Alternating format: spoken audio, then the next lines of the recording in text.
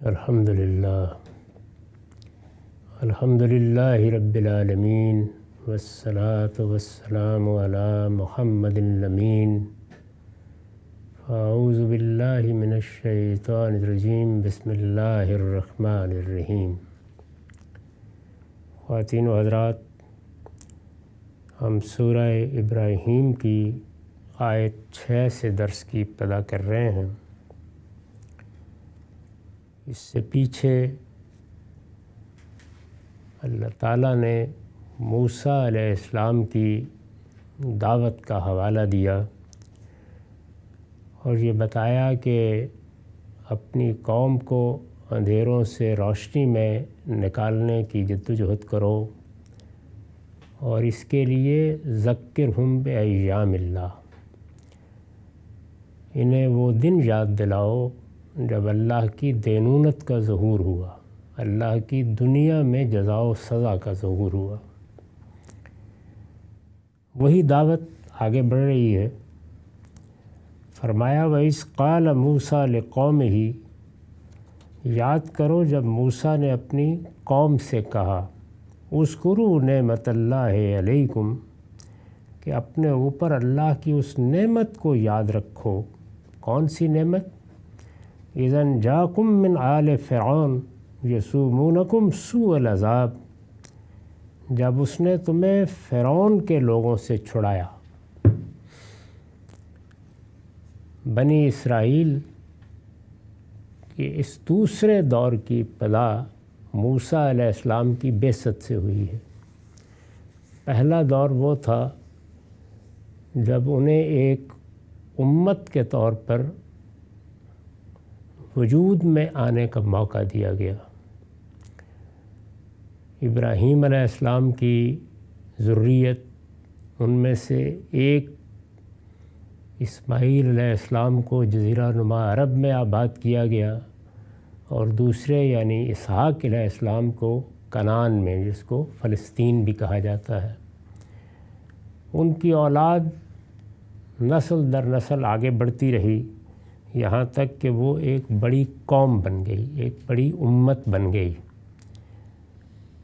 یہ عمل صدیوں میں پایۂ تکمیل کو پہنچا۔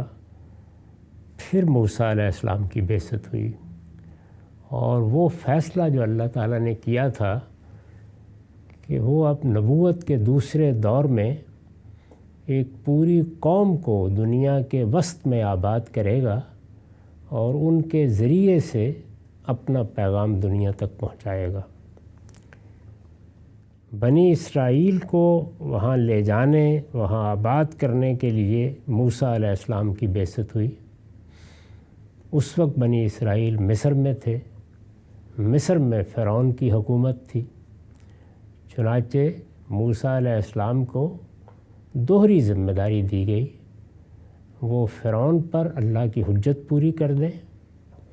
ممکن ہے کہ اس کے نتیجے میں خود فرعون جیسے باجبروت بادشاہ اور مصر جیسی سلطنت کی تائید و حمایت حاصل ہو جائے، اور اس کے ساتھ اس سے مطالبہ کریں کہ وہ بنی اسرائیل کو یہاں سے نکال کر لے جائیں گے اور اس سرزمین میں آباد کریں گے جو اللہ نے ان کے لیے مقدر کر دی ہے۔ یہ فلسطین کی سرزمین تھی۔ فلسطین کو بھی اللہ نے اپنے لیے انتخاب کیا تھا، اور کئی صدیوں تک وہی اللہ کی توحید کے مرکز کے طور پر موجود رہا۔ بنی اسرائیلی سے یہ توقع کی گئی، یہ تقاضا کیا گیا کہ وہ اللہ کے دین کی حجت پوری دنیا پر پوری کریں۔ اس کے بعد پھر یہ تیسرا دور شروع ہوا، جس میں رسالت مآب صلی اللہ علیہ وسلم کی بعثت ہوئی، اور اللہ کی توحید کا مرکز وہی مرکز بن گیا جس کی ابتدا ابراہیم علیہ السلام سے ہوئی تھی۔ تو یہاں موسیٰ علیہ السلام کی دعوت بیان ہو رہی ہے۔ انہوں نے اپنی قوم سے کہا کہ تم اپنے اوپر اللہ کی اس نعمت کو یاد رکھو جب اس نے تمہیں فرعون کے لوگوں سے چھڑایا۔ یہاں اللہ کی نعمت کا ذکر ہو رہا ہے، اور نعمت اس حوالے سے بیان ہو رہی ہے کہ اللہ نے تمہارے اوپر یہ عنایت اس وقت کی جب ایک باجبروت بادشاہ کی گرفت میں تھے، اس کی غلامی میں تھے، وہاں تمہارے لیے اپنے طور پر نکل کے آنا ممکن نہیں تھا، اور یہ بھی نہیں ہے کہ اطمینان سے بیٹھے ہوئے کچھ کھا پی رہے تھے، بلکہ حال یہ تھا، اب وہ بیان کیا ہے کہ یسومونکم سوء العذاب، جو تمہیں نہایت برے عذاب دیتے تھے، اور وہ برے عذاب یہاں تک پہنچ گئے تھے کہ وَيُذَبِّحُونَ أَبْنَاءَكُمْ وَيَسْتَحْيُونَ نِسَاءَكُمْ، وہ تمہارے بیٹوں کو ڈھونڈ ڈھونڈ کر ذبح کر دیتے تھے اور تمہاری عورتوں کو زندہ رہنے دیتے تھے۔ اس حد تک مظالم کا ہدف بنا لیے گئے تھے، اور فرعون کی غلامی میں یا اس کی بیگار میں بہت سے کام کرنے کے لیے مجبور تھے۔ تو ارشاد فرمایا کہ یہ عذاب تھا، یہ صورتحال سی جس میں فرعون نے تمہیں مبتلا کر رکھا تھا۔ اللہ نے نعمت کی، موسیٰ علیہ السلام آئے اور انہوں نے تمہیں فرعون کے اس عذاب سے نجات دلائی۔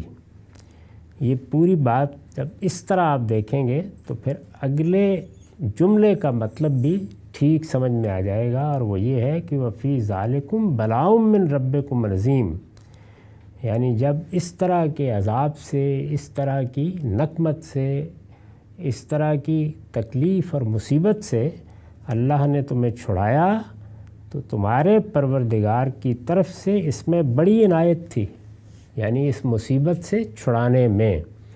یہ آیت اسی طریقے سے بعض دوسری جگہوں پر بھی آئی ہے، اس میں عام طور پر بلاء من ربکم عظیم کا ترجمہ یہ کر دیا گیا ہے کہ اللہ تعالیٰ کی طرف سے بڑی آزمائش تھی، اور اس طرح جملے کو عذاب سے متعلق کر کے سمجھا گیا ہے۔ یہ عذاب سے نہیں بلکہ عذاب سے چھڑانے سے متعلق ہے۔ تو سورہ بقرہ میں بھی جہاں یہ آیا ہے اس کا ترجمہ یہی کرنا چاہیے۔ لفظ بلا کے بارے میں یہ بات عربی زبان سے واقف ہر طالب علم جانتا ہے کہ یہ جس طرح آزمائش کے لیے آتا ہے اسی طرح نعمت اور انعام کے لیے بھی آتا ہے۔ یاد کرو جب موسیٰ نے اپنی قوم سے کہا کہ اپنے اوپر اللہ کی اس نعمت کو یاد رکھو جب اس نے تمہیں فرعون کے لوگوں سے چھڑایا جو تمہیں نہایت برے عذاب دیتے تھے، وہ تمہارے بیٹوں کو ڈھونڈ ڈھونڈ کر ذبح کر دیتے تھے اور تمہاری عورتوں کو زندہ رہنے دیتے تھے۔ تمہارے پروردگار کی طرف سے اس میں تمہارے لیے بڑی عنایت تھی، یعنی اس مصیبت سے چھڑانے میں اللہ کی بڑی عنایت تھی، اس کا بڑا کرم تھا۔ اس نے تمہیں غلامی سے نجات دلائی، تم وہاں سے نکلے۔ جس طرح کی محکومی میں تم زندگی بسر کر رہے تھے وہ ایک عذاب کی صورت اختیار کر چکی تھی، اللہ نے اس سے تمہیں نجات دی۔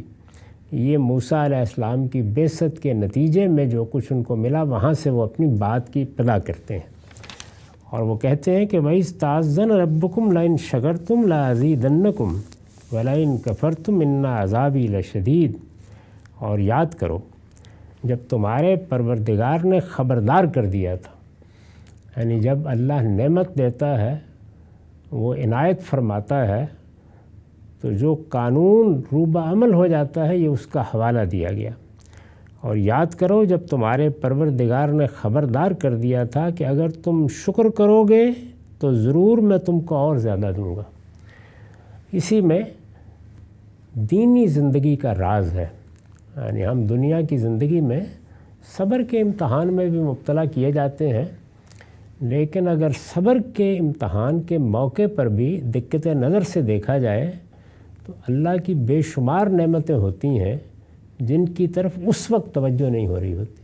یعنی انسان کسی مالی تاوان کے نیچے آ گیا ہے، کسی بیماری میں مبتلا ہو گیا ہے، اور کوئی اس طرح کی تکلیف مصیبت آئی ہے تو تمام ذہنی توجہات کا مرکز وہ چیز بن جاتی ہے، اس لیے کہ انسان عاجز ہے، انسان کمزور ہے، وہ اسی چیز میں الجھ کر رہ جاتا ہے۔ وہاں صبر کا تقاضا کیا جا رہا ہوتا ہے، لیکن اگر وہ نگاہ اٹھا کر دیکھے تو اسی موقع پر اللہ کی بہت سی نعمتیں جسمانی لحاظ سے، بہت سی نعمتیں ماحول کے لحاظ سے، بہت سی نعمتیں بعض اوقات مالی لحاظ سے حاصل ہو رہی ہوتی ہیں، یعنی ان نعمتوں کے اندر کوئی ایک گوشہ، کوئی ایک پہلو یا 2 چیزیں 3 چیزیں ایسی آ جاتی ہیں جو مصیبت، تکلیف یا عذاب بن جاتی ہیں۔ اس طرح کی صورتحال ہمارے جیسے عاجز انسانوں کو پریشان کر دیتی ہے۔ تو ان کو یہ بتایا کہ وہ زمانہ بھی تھا جب تم غلامی میں تھے، جب پے در پے مصیبتیں آتی تھیں، جب تمہاری کوئی آزاد زندگی باقی ہی نہیں رہی تھی، جب بیگار میں پکڑی ہوئی ایک قوم بن کے رہ گئے تھے، اور نوبت یہاں تک آ گئی تھی کہ تمہاری قوت کے اندیشے سے وہ تمہارے بیٹوں کو مار دیتے تھے، عورتوں کو زندہ رکھتے تھے۔ یہ صورتحال پیدا ہو چکی تھی، اس سے اللہ نے تمہیں نکالا۔ یہ بہت بڑی نعمت تھی، اور نعمت خاص صبر کے امتحان کے دوران میں دی جائے یا اس سے نکلنے کے بعد دی جائے، وہ شکر کا تقاضا کرتی ہے۔ مصیبت اور تکلیف جس طرح صبر کا تقاضا کرتی ہے، اللہ تعالیٰ چاہتے ہیں کہ اس کے بندے جب اس سے نعمت پائیں تو شکر گزار ہوں، اور شکر گزاری کا صلہ اللہ کے قانون میں یہ ہے کہ جتنا بندہ شکر کرتا چلا جاتا ہے، اللہ اور زیادہ دیتا چلا جاتا ہے، گویا ایک کے بعد دوسری نعمت ملتی چلی جاتی ہے۔ اور یاد کرو جب تمہارے پروردگار نے خبردار کر دیا تھا کہ اگر تم شکر کرو گے تو ضرور میں تم کو اور زیادہ دوں گا۔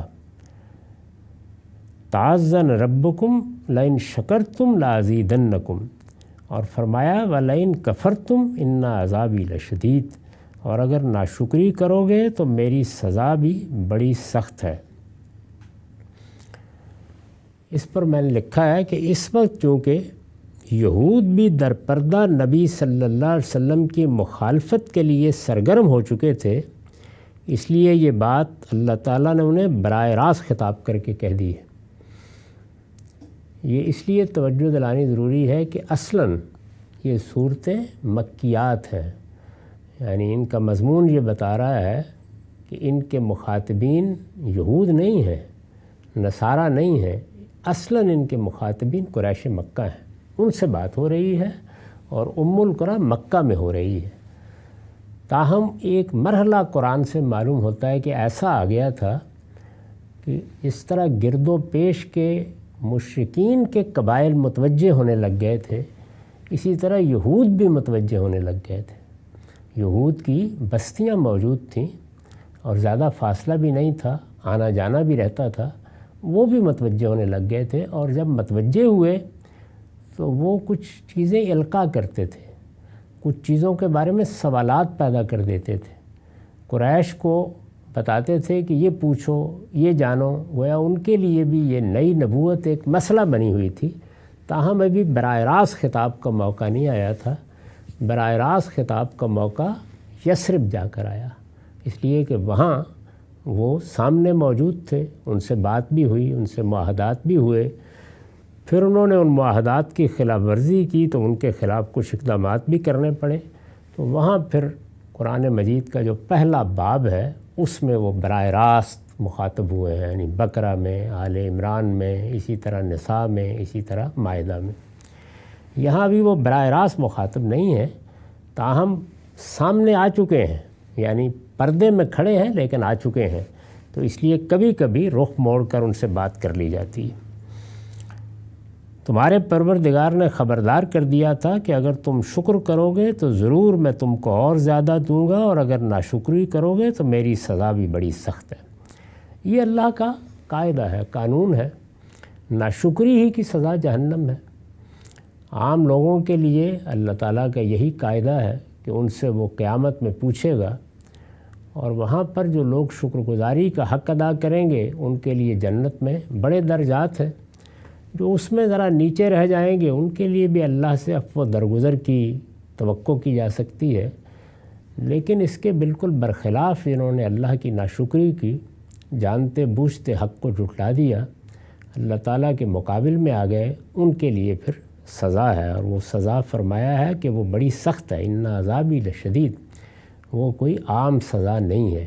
اس کی بعض جگہوں پر تصویریں بھی آئی ہیں، ان کو دیکھ کر رونگٹے کھڑے ہو جاتے ہیں۔ اس سزا کا تصور نہیں کیا جا سکتا۔ اس دنیا کی زندگی میں اس سے بہت کم سزا بھی انسان کے لیے متصور کرنا آسان نہیں ہے۔ اسی کا حوالہ دیا ہے کہ میری سزا بھی بڑی سخت ہے۔ لیکن یہود یا بنی اسرائیل کے بارے میں ایک اللہ کا خصوصی قانون بھی ہے، اور وہ یہ کہ یہ چونکہ اللہ کی منتخب قوم ہے تو اس کے لیے وہی معاملہ ہے جو اللہ اپنے نبیوں کے ساتھ کرتا ہے، یعنی دنیا ہی میں ان کی مکافات ہوتی رہتی ہے، ان کو دنیا میں بھی سزا ملتی ہے، آخرت میں تو جو کچھ ہوگا وہ ہوگا۔ اس سزا کو سورہ اعراف میں بیان کر دیا ہے اور یہ کہا ہے کہ جب تک قیامت برپا نہیں ہوتی وقتاً فوقتاً قومی سطح پر یہ سزا ان کو ملتی رہے گی۔ اور یاد کرو جب تمہارے پروردگار نے خبردار کر دیا تھا کہ اگر تم شکر کرو گے تو ضرور میں تم کو اور زیادہ دوں گا، اور اگر ناشکری کرو گے تو میری سزا بھی بڑی سخت ہے۔ اور موسیٰ نے اس کے ساتھ تنبیہ بھی کر دی، وقال موسیٰ ان تکفروا انتم ومن فی الارض جمیعا فإن اللہ لغنی حمید۔ اور موسیٰ نے اس کے ساتھ تنبیہ بھی کر دی کہ اگر تم ناشکری کرو اور زمین کے سارے لوگ بھی اسی طرح ناشکرے ہو جائیں تو خدا کا کچھ نہیں بگاڑو گے، اس لیے کہ اللہ بے نیاز اور اپنی ذات میں آپ محمود ہے، یعنی اللہ تعالیٰ تمہارا محتاج نہیں ہے، تم اس کے محتاج ہو۔ وہ تو اس پوری کائنات کا بادشاہ ہے، کائنات کے ذرے ذرے کا معبود ہے، اس کی بادشاہی تم پر بھی قائم ہے اور معلوم نہیں اور کن کن مخلوقات پر قائم ہے۔ اس نے تمہیں یہ عزت بخشی ہے جس کو قرآن نے اس طرح بیان کیا ہے کہ وَلَقَدْ كَرَّمْنَا بَنِي آدم، عزت بخشی ہے، تمہیں شعور دیا ہے، ابدی زندگی کی بشارت دی ہے۔ اگر تم شکر گزار ہوتے ہو تو یہ تمہارے لیے اچھا ہے، ناشکری کرتے ہو تو اللہ کا کیا بگاڑ لو گے۔ اسی سے اس وقت کے بعد رجحانات کو بھی سمجھ لینا چاہیے۔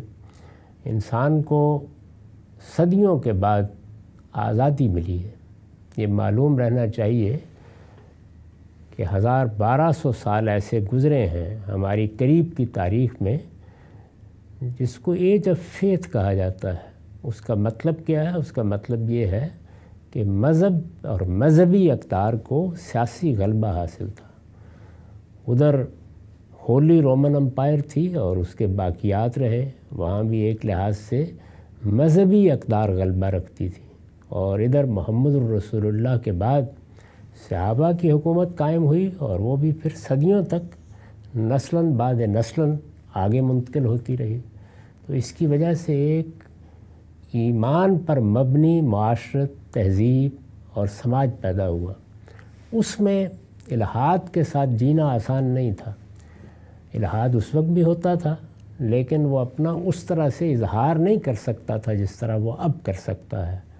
اسی طرح اللہ تعالیٰ نے جن معاملات میں انسان کو بعض چیزوں کا پابند کیا ہے، جیسے اخلاق کی پابندیاں لگائی گئی ہیں، خاص طور پر فواحش کے معاملے میں جو پابندیاں لگائی گئی ہیں ان کو آسانی کے ساتھ انسان قبول نہیں کرتا۔ اس سے پہلے جب مذہب کو غلبہ حاصل تھا تو ان چیزوں کا ارتکاب آسان نہیں تھا، اس کے لیے بہت کچھ چھپ کے ہی کرنا پڑتا تھا۔ موجودہ زمانہ اس میں بھی آزادی کی حفاظت کرتا ہے، تو اس کا نتیجہ یہ ہے کہ الحاد، بے دینی یہ عام ہوتی چلی جا رہی ہے، تعداد بھی بڑھ رہی ہے اور بڑھے گی۔ اس میں بعض اوقات لوگ یہ خیال کرتے ہیں کہ اس طرح ہم اللہ تعالیٰ کو گویا زمین پر شکست دے دیں گے، منوا لیا اس نے اپنا آپ ہم سے۔ تو اسی طرح کی ذہنیت پہلی قوموں میں بھی پیدا ہوتی رہی ہے۔ اس میں بھی اگر غور کر کے دیکھیں تو بعض اوقات پوری بستیوں میں 2-4 لوگ بھی نہیں نکلتے رہے۔ تو یہاں ان کو بھی بتا دیا گیا ہے کہ تم زمین پر آباد ہو، ایک چھوٹا سا کرہ ہے، ہماری کائنات جو نوری سالوں میں پھیلی ہوئی ہے اس میں کوئی اس کی حیثیت نہیں ہے۔ اگر شکر گزاری کرو گے تو تم بادشاہ ہو، اور اگر ناشکری اختیار کرتے ہو تو اللہ کو کچھ نہیں بگاڑو گے۔ یعنی جس طرح سے تم راستہ چلتے ہوئے سینکڑوں ہزاروں چیونٹیوں کو مسل ڈالتے ہو، ایسے ہی مسل کے پھینک دیے جاؤ گے۔ اور موسیٰ نے اس کے ساتھ تنبیہ بھی کر دی کہ اگر تم ناشکری کرو اور زمین کے سارے لوگ بھی اسی طرح ناشکرے ہو جائیں، یعنی ایک تم نہیں بلکہ پوری دنیا ناشکری اختیار کر لے تو خدا کا کچھ نہیں بگاڑو گے، اس لیے کہ اللہ بے نیاز ہے اور اپنی ذات میں آپ محمود ہے۔ اس پر میں نے لکھا ہے یہ غالباً اسی تقریر کا خلاصہ ہے، یعنی یہ موسیٰ علیہ السلام کی تقریر کا خلاصہ کیا ہے اللہ تعالیٰ نے جو انہوں نے اپنی قوم کے سامنے کی۔ یہ غالباً اسی تقریر کا خلاصہ ہے جو بائبل کی کتاب استثناء میں ڈیٹرانومی میں بڑے شر و بست کے ساتھ نقل کی گئی ہے، وہاں یہ پوری تقریر پڑھی جا سکتی ہے۔ موسیٰ علیہ السلام نے یہ تقریر اپنی وفات سے کچھ پہلے صحرائے سینا میں بنی اسرائیل کے سامنے فرمائی تھی۔ اسے کتاب استثناء کے ابواب 4، 6، 8، 10، 11 اور 28 تا 30 میں دیکھا جا سکتا ہے۔ ان ابواب میں یہ تقریر نقل ہوئی ہے۔ اس کے بعد فرمایا کہ الم یاتکم نبأ الذین من قبلکم قوم نوح و عاد و ثمود، تمہیں ان لوگوں کی خبر نہیں پہنچی جو تم سے پہلے گزر چکے ہیں۔ یعنی یہ تو موسیٰ کی سرگزشت ہے، خود اس سرزمین عرب میں وہ قومیں گزر چکی ہیں جن کے ساتھ اللہ تعالیٰ نے یہی معاملہ کیا، ان کی طرف رسولوں کی بعثت ہوئی، انہوں نے رسولوں کی بات ماننے سے انکار کر دیا، پھر اللہ نے اپنی دینونت ظاہر کی، اپنی جزا و سزا ظاہر کی اور ان سے اسی دنیا میں نمٹ لیا گیا۔ ان قوموں کا حوالہ دیا ہے اجمال کے ساتھ، الم یاتکم نبأ الذین من قبلکم، تمہیں ان لوگوں کی خبر نہیں پہنچی جو تم سے پہلے گزر چکے ہیں، قوم نوح و عاد و ثمود، قوم نوح، عاد و ثمود، والذین من بعدہم، اور جو ان کے بعد ہوئے ہیں، لا یعلمہم الا اللہ، جنہیں خدا کے سوا کوئی نہیں جانتا۔ یہ صدیوں پر پھیلی ہوئی تاریخ ہے جس میں مختلف قومیں اس علاقے میں رسولوں کی مخاطب ہوئیں اور پھر زمین سے مٹا دی گئیں۔ تو فرمایا کہ ان میں سے بعض تو وہ ہیں کہ جن کی تاریخ، جن کے نام بھی مٹ گئے، اب کسی کو معلوم نہیں، لیکن عرب چونکہ عاد سے، ثمود سے، اسی طرح قوم نوح سے پوری طرح واقف تھے، ان کے ادب میں، ان کی شاعری میں ان سب کا ذکر ہوتا ہے، تو ان کا حوالہ نام لے کر دیا اور فرمایا کہ ان کے بعد بھی بہت سی قومیں آئیں جنہیں خدا کے سوا کوئی نہیں جانتا، لا یعلمہم الا اللہ۔ ان سب کے ساتھ کیا ہوا؟ جاءتہم رسلہم بالبینات، ان کے رسول ان کے پاس کھلی کھلی نشانیاں لے کر آئے، فردوا ایدیہم فی افواہہم، تو انہوں نے اپنے ہاتھ ان کے منہ میں دے دیے۔ ہاتھ ان کے منہ میں دے دیے، یہ محاورہ ہے، اس کی وضاحت یہ میں نے، اصل الفاظ ہیں فردوا ایدیہم فی افواہہم، جب کوئی شخص غصے اور نفرت سے کسی کو بات کرنے سے روکنا چاہتا ہے تو اس کے منہ پر ہاتھ رکھ دیتا ہے کہ زبان بند کرو، اس کے بعد ایک حرف بھی زبان سے نہ نکالو۔ یہ اسی صورتحال کی تعبیر ہے۔ لفظ ردو یہاں جالو کے معنی میں ہے اور یہ لفظ اس معنی میں استعمال ہوتا ہے۔ جاءتہم رسلہم بالبینات، ان کے رسول ان کے پاس کھلی کھلی نشانیاں لے کر آئے، فردوا ایدیہم فی افواہہم، تو انہوں نے اپنے ہاتھ ان کے منہ میں دے دیے، وقالوا انا کفرنا بما ارسلتم بہ، ان کے ہاتھ ان کے منہ میں دے دیے اور کہ خاموش ہو جاؤ، اور کہہ دیا کہ جو تمہیں دے کر بھیجا گیا ہے ہم اس کو نہیں مانتے، یعنی بات سننا بھی گوارا نہیں کی۔ ردوا ایدیہم فی افواہہم سے وہ تصویر سامنے لے آئی گئی ہے کہ بات سننی بھی گوارا نہیں کی، گویا جب انہوں نے اپنی دعوت پیش کرنا چاہی تو پوری قوم نے ان کا منہ بند کر دیا کہ ہم نہیں سننا چاہتے یہ بات، اور صاف صاف کہہ دیا کہ ہم اس چیز کو نہیں مانتے اور ماننے کے لیے تیار بھی نہیں ہو سکتے جس کی طرف تم ہم کو بلا رہے ہو۔ انا کفرنا بما ارسلتم بہ وانا لفی شک مما تدعوننا الیہ مریب، خاموش ہو جاؤ اور کہہ دیا کہ جو تمہیں دے کر بھیجا گیا ہے ہم اس کو نہیں مانتے، اور جس چیز کی طرف تم ہم کو بلا رہے ہو اس کے بارے میں ہم ایسے شک میں پڑ گئے ہیں جو سخت الجھن میں ڈال دینے والا ہے۔ یہ قرآن مجید اصل حقیقت کو بیان کرتا ہے اور یہ تعبیر جگہ جگہ اختیار کرتا ہے، یعنی فی شکن مریب، الجھن میں ڈال دینے والا شک، یہی الحاد کی حقیقت ہے۔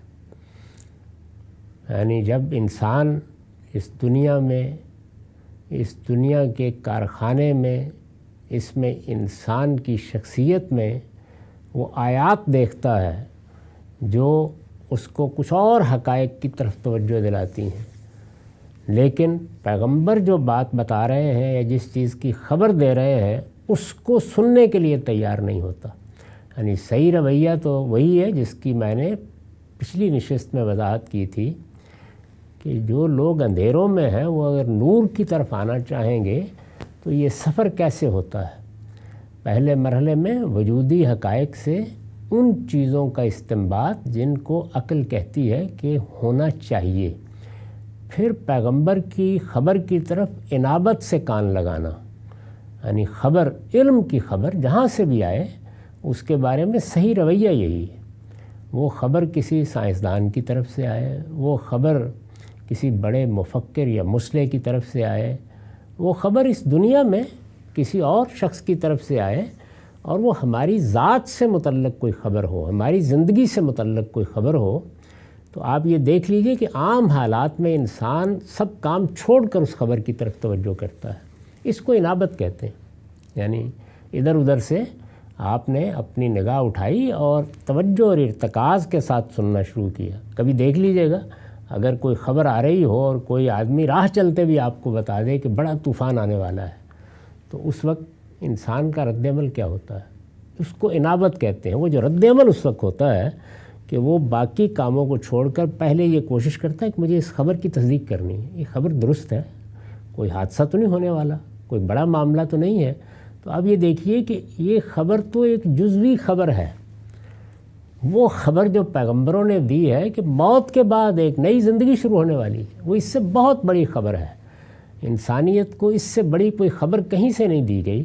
اس خبر کی طرف انابت سے کان لگانا، توجہ کرنا، اس کے بجائے اگر آدمی خبر دینے والوں کے منہ پر ہاتھ رکھ کر کہے کہ خاموش ہو جاؤ، تو یہ سرکشی ہے۔ یعنی ایک تو یہ ہے کہ انابت نہیں پیدا ہوئی، باقی کاموں کو چھوڑ کر انسان متوجہ نہیں ہوا، یہ سرکشی ہے۔ یہ جب پیدا ہوتی ہے تو وہ لوگ کیا فی الواقع اس خبر کے مقابل میں کسی علم پر کھڑے ہوتے ہیں؟ یعنی انہوں نے آخری درجے میں کوئی متوازی یا متقابل حقیقت دریافت کر لی ہوتی ہے۔ انہیں یقین ہوتا ہے کہ وہ اس خبر کی طرف اگر توجہ نہیں کر رہے تو اس لیے توجہ نہیں کر رہے کہ انہیں اس کے جھوٹے ہونے کا یا غلط ہونے کا یقین ہے۔ کیا یہ صورت ہوتی ہے؟ فرمایا نہیں، وہ اصل میں ایسے شک میں پڑ گئے ہوتے ہیں جو سخت الجھن میں ڈال دینے والا ہے۔ حقیقت یہی ہوتی ہے۔ اب بعض لوگ بہت ہی دیانتداری کے ساتھ بات کو ایسے ہی بیان کریں گے، اور بعض لوگ اس سے بڑھ کر سرکشی کے ساتھ خود بھی بات کریں گے اور دوسروں کے اوپر بھی طنز تاریز کرنا شروع کر دیں گے۔ اس کے بالکل برخلاف ایک رویہ انابت کا رویہ ہے۔ ہو سکتا ہے اس انابت کے رویے میں آدمی برسوں سوالات کرتا رہے، لیکن وہ رویہ کیا ہے؟ وہ یہ ہے کہ خبر اہمیت رکھتی ہے، یعنی یہ خبر کہ اس کائنات کا ایک خالق ہے، اور یہ خبر کہ ایک دن مجھے اس سے ملاقات کرنی ہے، یہ بڑی اہم خبر ہے، لہٰذا مجھے اس کو سمجھنا ہے۔ سمجھنے میں عمر گزر گئی، اس میں کوئی فرق نہیں پڑتا۔ اللہ تعالیٰ اس طرح کے لوگوں کو کہاں لے جائیں گے، اس کے اوپر بہت ہی عمدہ تبصرہ خود رسالت مآب صلی اللہ علیہ وسلم نے کیا ہے کہ اس طرح کے لوگ جو سچائی سے راستے کے مسافر ہو گئے اور نتیجے تک نہیں پہنچے، اور اسی راستے پر چلتے چلتے اپنے رب کے پاس آ گئے، تو فرمایا کہ وہ الگ امتوں کی صورت میں اٹھیں گے، یعنی ان کی بھی ایک جگہ ہے، ان کا بھی ایک مقام ہے، لیکن آدمی سرکشی اختیار کر لے اس کی گنجائش نہیں ہے۔ تو ارشاد فرمایا کہ ان کے رسولوں نے اس کے جواب میں کیا کہا؟ قالت رسلہم افی اللہ شک فاطر السماوات والارض، ان کے رسولوں نے کہا کیا خدا کے بارے میں شک ہے جو آسمانوں اور زمین کا وجود میں لانے والا ہے؟ یعنی یہ چونکہ ایک بدیہی حقیقت ہے، پہلے دن تمہارے ابوالآبا نے تم کو اس کی خبر دے دی تھی، پے در پے پیغمبر وہ خبر دیتے رہے ہیں، اور تمہارے پاس تمہارے گرد و پیش میں دسیوں شواہد ہیں جو اس خبر کی تصدیق کر رہے ہیں۔ اس سب کے باوجود ایک بدیہی چیز کا انکار کرتے ہو، اس معاملے میں شک ہے تمہیں؟ کیا خدا کے بارے میں شک ہے جو آسمانوں اور زمین کا وجود میں لانے والا ہے؟ اس پر میں نے لکھا ہے یہ سوال استجاب کی نوعیت کا ہے، یعنی یہ جیسے تعجب سے ہم کوئی بات پوچھتے ہیں۔ مطلب یہ ہے کہ خدا کو تو تم مانتے ہو، ہم جس چیز کی طرف تمہیں بلا رہے ہیں وہ اس کے سوا کیا ہے کہ بندگی کا مستحق بھی صرف وہی ہے۔ یعنی یہ لوگ تو مشرک ہیں، یہ تو خدا کو ماننے کا لازمی نتیجہ ہے، تم اسے نہیں مان رہے تو پھر کیا خدا کے بارے میں کسی شک میں پڑ گئے ہو؟ یعنی یہ گویا اس کی خبر دی ہے کہ جب تم ایک چیز کو مانتے ہو تو اس کے لازمی تقاضوں کو ماننے پر تو کوئی بحث نہیں ہونی چاہیے۔ تو ہم یہی تمہیں بتا رہے ہیں، اور وہ پروردگار ہے جس کے بارے میں تمہیں کوئی شک ہو گیا ہے، وہ تو تمہیں بلا رہا ہے، اور کس جانب بلا رہا ہے وہ آگے بیان کیا ہے۔ اس پر ہم اگلی نشست میں گفتگو کریں گے۔ اقول قولی ھذا واستغفر اللہ لی ولکم ولسائر